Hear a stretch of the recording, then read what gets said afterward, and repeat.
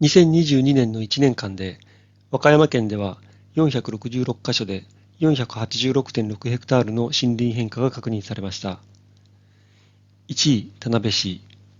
2位、小田川町、3位、白浜町。特徴としては、すさみ町から串本町にかけて、すさみ串本道路の建設に伴った森林変化が見られたということが挙げられます。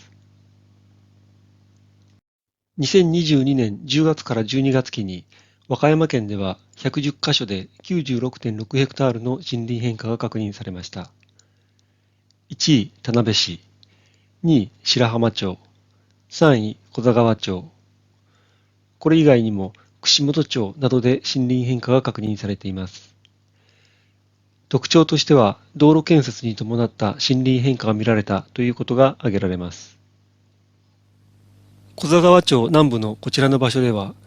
今回和歌山県で最大となる 4.5 ヘクタールの森林変化が確認されました。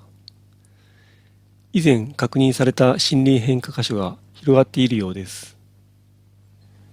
すさみ町から串本町にかけて確認されたこちらの森林変化箇所は、